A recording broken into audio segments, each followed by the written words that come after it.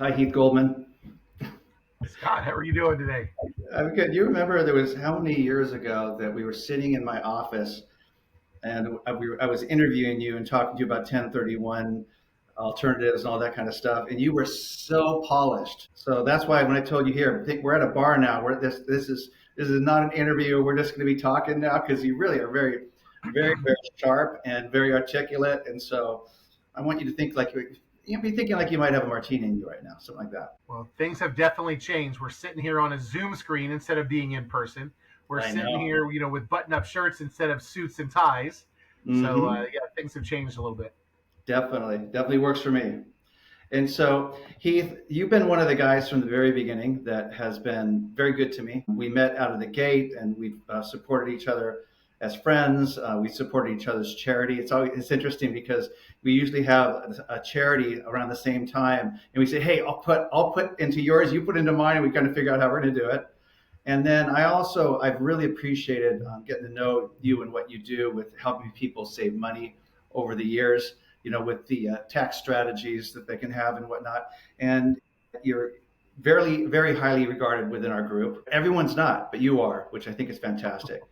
And so what I want to do is I'd love for you to just tell us a little bit about yourself real quick and what your sweet spot is in your business, and then we can get straight to the real estate health stories. I appreciate it, Scott. And one of the things I wrote down is your compassion for others, whether it be professionally and introductions and conversations like this, or the charities that you do support. And so, always happy to support you professionally and personally and everything else. And I think it's a perfect time to talk really about those that are less fortunate. Is one of the areas that we focus on for charitable Mhm. causes, children, and most importantly in my heart, animals. They all need our support these times of year. So the charitable bent is something that we believe very strongly in when we are looking at the success that we've had professionally and how to pay it forward and to pay it back. Absolutely. Hey, so what kind of animals do you have at your house? Right now, we've got a water turtle that was that was about a quarter size when my son was 5. That thing Mm-hmm. is now about this big Mm-hmm. and 21 years old. We've got a dog, and my daughter just moved home for a couple weeks until her apartment's ready, and she's got a cat. So we've lost my favorite cat in the world, my little buddy, and a dog in the last year and change. So right now we're a So little light on the animals. yeah. How many years does that the turtle? How long do they live? A long time. I'm going to have to do my estate plan to see who's going to take that turtle because it may outlive me. But those things could live 40, 50 years. What's funny is there's someone that I network with, an estate planning attorney, and one of the things she always pitches is including the animal in the estate plan. That's what she specializes 100%. in. Yeah. So because I know you got a big heart for animals, if you ever need someone like that, I got a guy or a girl this time. I got a girl for you. You're right. I mean, it's the animals, it's the digital assets that people don't think about. It's the Facebook accounts, the LinkedIn Hmm. accounts. But you asked about business. Yeah. Icon Wealth and Legacy Partners is my company, founded it about 20 some years ago. We focus on working with real estate families and then families who own and operate a closely held business. A lot of times those overlap. One of my stories is about the overlapping of a family business and the real estate. But you can find me at Heath G at iconwlp.com or Mhm. on LinkedIn, or my website is iconwlp.com. Awesome. It's also one of the things that I know that I've gone to you for over the years is the 1031 alternatives too. So because I know that that's something that you know inside and out. And so can you give us a little taste of that real quick? Yeah, at the end of the day, the 1031, which, if you're in the real estate space, is something that most people understand, is a great technique. But that's only if you want to continue owning real estate, in the individual asset class. If you are considering, something other than that, but you still want to maintain the tax base, then the alternatives are what you should definitely be looking at. And it's amazing. One of my horror stories was I got a phone call from a buddy who's in the commercial real estate space, and he said, I've got a referral for you, and I said that's great. Let me talk. Give me the fact pattern and give me the fact pattern, and I called the prospect and he said, "Oh, I sold that property, 30 days ago." Oh no. I said, "What did you identify as your 1031 and, alternative? I mean, on 1031, identifying the 1031 properties." And he said, "I don't know what you're talking about." And I called back the referral source and I said, "I thought that this client had already identified, some of the properties that you had shown them." "Oh, no, I got a phone call from a CPA and they said this is what the client needed to do." And, I think the real lesson for me is that plan ahead. And I know Hmm. you've known me for 18 years, I think now. It's Yeah. always something I say: plan ahead. If you Hmm. didn't do it today and you didn't do it yesterday, then you better do it tomorrow a lot of times. And so knowing what your family's intent is, what your intent is, what the tax code says is exceptionally important, because you can really screw yourself from a tax perspective and from a financial Hmm. perspective if you don't plan ahead. I totally agree. And so I think obviously, if you can 1031 into another real estate product, that's great. But some people are thinking, like years ago with you, I remember this lady I connected you with. She was like, I don't want anything to do with any of this. What can I do? And you gave her all the options. It made my head spin. That's why I just, if they're thinking they want an alternative, they're going to talk to you for sure. Hey, let's be honest, people get to a certain age where they don't want to be managing what I call the three T's: toilets, taxes, and tenants. And you can add the fourth T in there: termites. I mean, there's a lot of things that people just get to a point and go, "You know what? I'd rather just travel. I'd rather spend the Mhm. time with my family. I don't want to be managing property. I don't want the phone calls from tenants anymore. I don't want to put on a new roof. I don't want to paint. I don't want to turn Correct. the units over, whatever it may be." And so, thinking about that ahead of time and including your children. Now, if you're an Hmm. 80-year-old male and an 80-year-old female, your children are not, they're still your children, but they're 60. Hmm. What do they want to do? What is their goals and objectives? What are your grandchildren's goals and objectives? And thinking these from a family perspective is important. 100%. So you already gave us a horror story with the 1031. And so tell us what else to share with any kind of real estate story you have with all these years in the business. I'm sure you've got some great ones. So this one is not really a horror story because it didn't really finalize. But I'll tell you that a little bit about that in a minute. I got a Sure. referral from a gentleman in Provisors. You and I are both part of the same networking event, and he was working with a family that owned about $1 billion of real estate. Gentleman was 70 years old, first marriage. Wife was 57, two adult children, and the debt on the portfolio was about 300 million. Excuse me. $700,000, $700 million of net equity, which is a lot of money, obviously.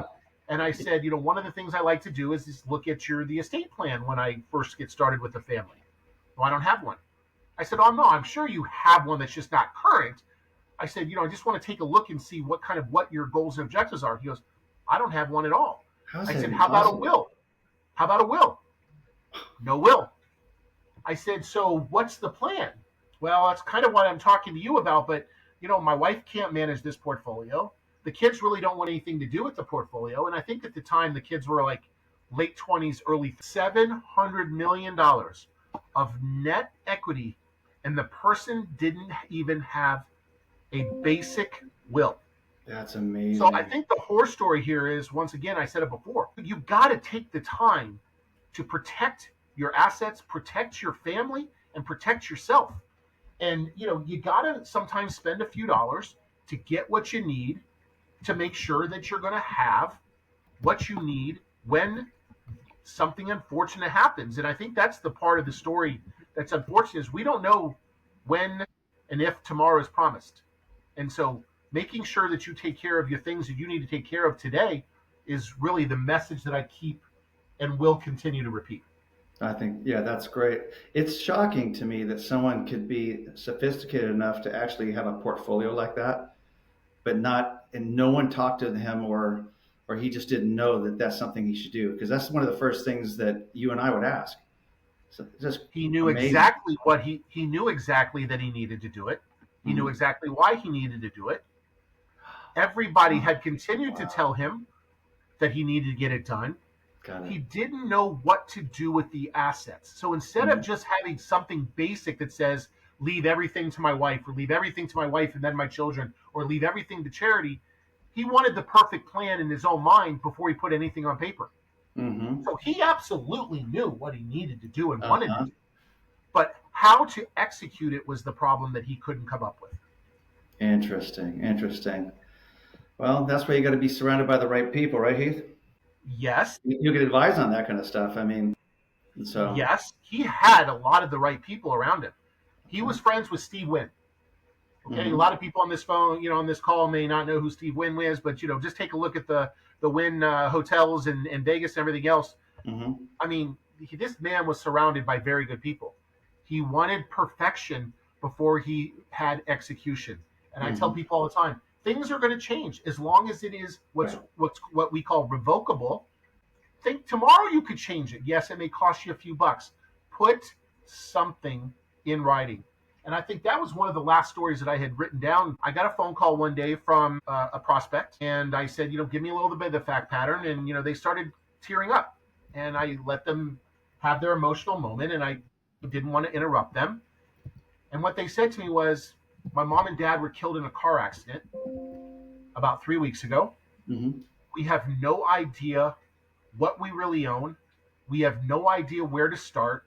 We have no idea what to do because really all we care about is grieving. And these two siblings happen to be, I would call them abnormal. They did absolutely get along and they Mm-hmm. did absolutely care very deeply about each other and were able to work through this process together, which was something that was important to me because not a lot of families are completely Right. simpatico. A lot of times there are problems with the children don't get along.